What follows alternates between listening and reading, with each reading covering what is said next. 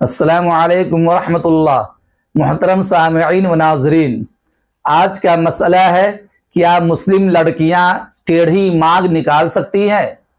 اگر ٹیڑھی مانگ نہیں نکال سکتی ہیں تو پھر مسلم لڑکیاں اور مسلم عورتیں سر کے بال میں مانگ کس طرف نکالیں اور کس طریقہ سے اپنے بالوں کی چوٹی باندھے؟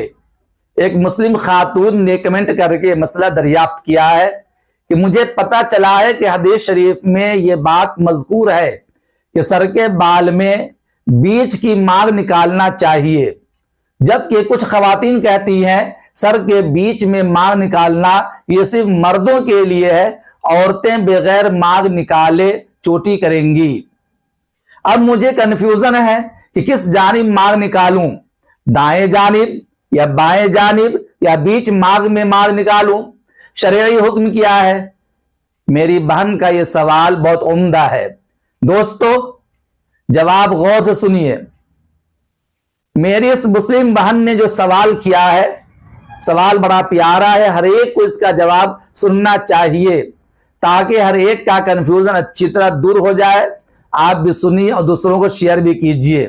میرے بھائیوں اور دینی بہنوں، پہلے ہم آپ کے سامنے ایک حدیث نبوی کا جائزہ لیتے ہیں۔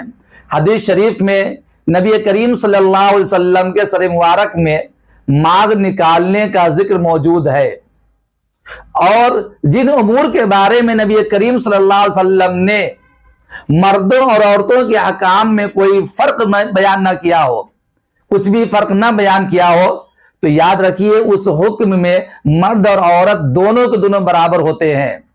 لہذا یہ جو سر کے مانگ نکالنے کے سلسلے میں ہے، مرد اور عورت دونوں کے لیے سیدھی مانگ نکالنا مستحب ہے، کیونکہ آپ صلی اللہ علیہ وسلم سے روایت میں کہیں یہ فرق نہیں ہے کہ آپ صلی اللہ علیہ وسلم نے یہ فرمایا ہو کہ مرد بیچ میں مانگ نکالے، عورت جو ہے بائیں جانب مانگ نکالے، ایسی کوئی صراحت نہیں ہے۔ اتنی بات ہے کہ آپ صلی اللہ علیہ وسلم نے اپنے سر کے بیچ میں مانگ نکالی ہے۔ تو اب اگر چونکہ ہے اور امت کے لیے مقتدا اور پیشوا لائق تقلید شخصیت اور نمونہ جناب محمد رسول اللہ صلی اللہ علیہ وسلم ہے، لہٰذا اب ہمیں یہ دیکھنا ہے کہ مرد اور عورت دونوں کے لیے حکم چونکہ یکساں ہے، لہٰذا جس طرح مرد بیچ مانگ نکالتا ہے اس طریقہ سے عورتوں کو چاہیے کہ اگر وہ مانگ نکالنا چاہتے تو بیچ میں مانگ نکالے۔ یہ ٹیڑھی مانگ نکالنا دائیں جانب بائیں جانب یا دائیں جانب بائیں جانب، تو یہ کہیں سے کہیں حدیث کی کتابوں میں یا فقہ کی کتابوں میں مذکور نہیں ہے۔ ہم نے یہ دیکھا ہے کہ البتہ جو یہ تہذیب آئی ہے ٹیڑھی مانگ نکالنے کی، یہ غیروں کی طرف تہذیب آئی ہے، اور غیروں کی تہذیب اختیار کرنے سے ہمیں منع کیا گیا ہے۔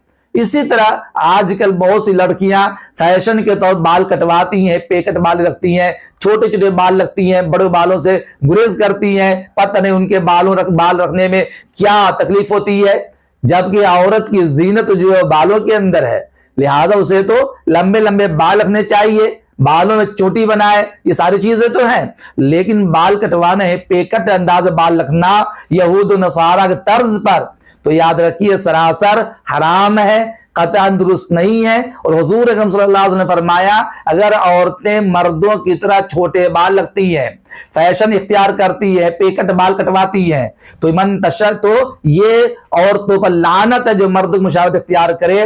نیز یہود و نصارہ طریقہ بھی ہے، من تشبہ بقوم فمنہم، اور حضور نے فرما دیا کہ جو جس قوم کی مشابہت اختیار کرے وہ اسی قوم میں سے ہے۔